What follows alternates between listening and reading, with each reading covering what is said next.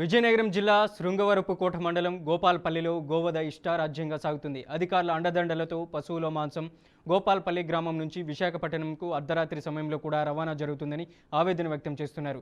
అంతేకాకుండా నూతన గోవధ షెడ్లకు విచ్చలవిడిగా పర్మిషన్లు ఇస్తున్నట్లు తెలుస్తుంది.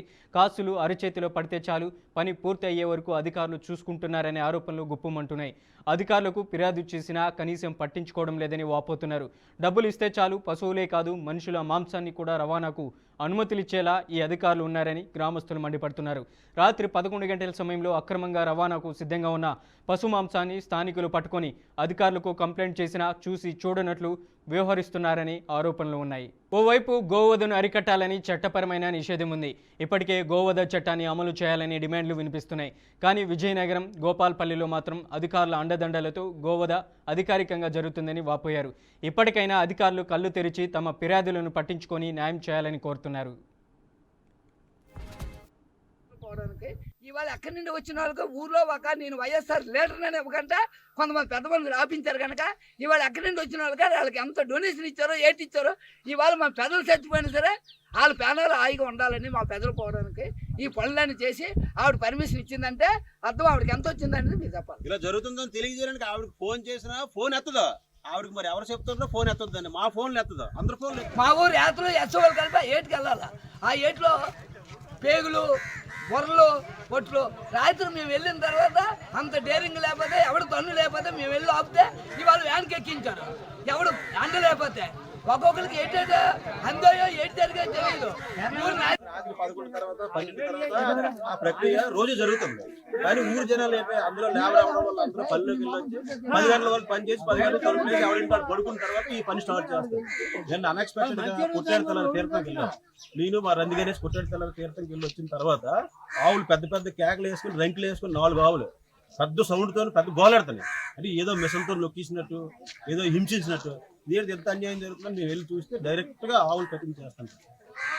మేము వెళ్ళి దాన్ని ఖండించిన తర్వాత 112 ఫోన్ చేసి కమిషనర్ ఆఫీస్కి రిపోర్ట్ ఇచ్చిన తర్వాత ఎస్కోట్ పోలీసులు కూడా వెంటనే స్పందించి ఏఎస్సీ గోవింద్ గారు వచ్చి అక్కడ ఉన్న వాళ్ళని ప్రజెంట్ 4 పనిచేసిన వాళ్ళు ఏట్లో దూకి ఎస్కేప్ అయిపోయారు. ఆ ఓనర్లు ఎవరైతే ఉన్నారో భాష సుల్తాన్ వాళ్ళిద్దరిని అరెస్ట్ చేసి తీసుకెళ్తారు. రాత్రి 11 తర్వాత 12 తర్వాత ఆ ప్రక్రియ రోజు జరుగుతుంది. విజయనగరం గోపాల్పల్లిలో గోవధ మాంసాన్ని అర్ధరాత్రి 12 గంటల సమయంలో విశాఖపట్నంకు తరలిస్తున్నారు. ఇక ఇదే సమయంలో అధికారుల అండదండలతో గోవధ మాంసాన్ని తరలిస్తున్నారు. అధికారులు కూడా ఎటువంటి చర్యలు తీసుకోలేదని అక్కడ ఉన్నటువంటి స్థానికులు ఆరోపిస్తున్నారు. ఇక ఇదే అంశానికి సంబంధించి అప్డేట్ ఇవ్వడానికి మా ప్రతినిధి పరశురాం ఫోన్ లైన్లో ఉన్నారు. పరశురాం, అప్డేట్ ఏంటి? Thank you Manoj. ప్రస్తుతానికైతే విజయనగరం జిల్లాలో గోవధన అయితే అరికట్టామని చెప్పేసి పోలీసులు చెప్తున్నారు. కానీ ఎక్కడో ఒక మూల ఖచ్చితంగా మనం ఎంతో పవిత్రంగా పూజించే గోవధన మాత్రం ఖచ్చితంగా అమలు చేస్తూ ఉన్నారు. ఈ సంఘటన ప్రజెంట్ ఈ రోజు సంబంధించి విజయనగరం జిల్లా శృంగవరపుకోట మండలం గోపాలపల్లిలో అర్ధరాత్రి జరిగింది. దీనికి సంబంధించి గోవధకు సంబంధించి గోవుల్ని చంపేసి దాని మాంసాన్ని వైజాగ్ తరలిస్తూ ఉంటారు. అక్కడ నుంచి ఉన్న వ్యర్థాలన్నీ తీసుకొచ్చి పక్కనే ఉన్న గోశ్రీ నదిలో కలపడం అయితే జరుగుతుంది. దీనికి సంబంధించి రైతులంతా అదే చుట్టుపక్కల ఉన్న గ్రామస్తులంతా కూడా వాళ్ళు అడ్డుకొని ఎక్కడైతే పూడ్చిపెడుతున్నారో పూడ్చిపెడుతున్న వ్యర్థాలను పట్టుకొని ఆ గ్రామస్తులంతా కలిపి మొత్తానికి తీసుకెళ్లి పోలీసులకు అయితే అప్పచెప్పడం అయితే జరిగిన అక్కడ చేస్తున్న వాళ్ళని మాత్రం అరెస్ట్ చేసి గోప్యంగానే ఉంచారు తప్ప పోలీసులు మరి కేసు నమోదైందో లేదో తెలియదు. ప్రస్తుతానికైతే వీళ్ళంతా కలిపి కేసు నమోదు చేసి ఇలాంటి సంఘటనలు మళ్ళీ జరగకుండా ఉండాలని చెప్పేసి చెప్తూనే ఉన్నారు. గ్రామస్తులు పలుసార్లు విఆర్ఓ కానీ విఆర్ఐ కానీ కంప్లైంట్ చేసినా మా వరకు అయితే రాలేదు, ఇది మాకు తెలియకుండానే జరుగుతుంది కాబట్టి దీన్ని మేము పట్టించుకోమన్న నిర్లక్ష్యంగా మాట్లాడుతున్న రెవెన్యూ సిబ్బంది అటువంటి వ్యర్థాలను అన్ని తీసుకొచ్చి నదీ జలాల్లో కలపడం వల్ల నదీ జలాలు కూడా కలుషితమయ్యి ప్రజలకు కూడా అనారోగ్యం అయ్యే అవకాశాలు ఉన్నాయని చెప్పేసి గ్రామస్తులంతా కలిపి ఇలాంటి సంఘటనలు జరగకుండా ప్రభుత్వం చర్యలు తీసుకోవాలని చెప్పేసి ఆవేశపడుతూ వాళ్ళని తీసుకొచ్చి పోలీస్ స్టేషన్ ఫోన్ చేసి వాళ్ళకి అప్పచెప్పడం అయితే జరిగింది. గ్రామస్తులు కొంతమంది నిన్న రాత్రి 12 గంటల సమయంలో పెద్ద పెద్ద పశువుల కేకలు వినబడటంతో ఏమైనా జరిగిందని ఒలి చూసేసరికి వాళ్ళు నరికేసి అక్కడ వ్యర్థాలన్నీ తీసుకువెళ్ళడం అయితే జరుగుతుంది.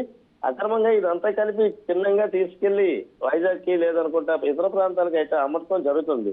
ప్రభుత్వం శాంక్షన్ చేసే షెడ్స్ ఏవైతే ఉన్నాయో పశువులకు సంబంధించిన షెడ్లు ఏవైతే ఉన్నాయో ఆ షెడ్లు కూడా ఇలాంటి పేర్లు పెట్టి ఆ షెడ్లు కట్టించుకొని అదే షెడ్లలో కూడా ఈ గోవధని చేస్తుండడం ఎంతవరకు కరెక్ట్ అనేది గ్రామస్తులంతా ఆలోచిస్తున్నారు. దగ్గర ఉన్న రెవెన్యూ సిబ్బంది కానీ పోలీస్ సిబ్బంది కానీ ఇలాంటి అక్రమాలు జరగకుండా చూస్తే మంచిదని, ఇలాంటి వ్యర్థాలను కూడా కలపడం వలన నీరు కలుషితమయ్యి చాలా వరకు ప్రజలు ఇబ్బందులు పడుతున్నారని చెప్పేసి ప్రజలంతా ఆవేదన వ్యక్తం చేస్తున్నారు. నిందితుడిని అయితే పోలీసులు ఎస్కోట్ పోలీసులు అరెస్ట్ అయితే చేయడం జరిగింది. అరెస్ట్ కేసు కట్టారా లేదండి ఇంకా తెలియాల్సి ఉంది. ఇంకా ఇలాంటి సంఘటనలు జరగకుండా చూడాలని చెప్పేసి గ్రామస్తులు పోలీసుల్ని రెవెన్యూ సిబ్బందిని ప్రభుత్వాన్ని అయితే కోరుతున్నారు. Manoj. Right Parashuram, thank you for the update.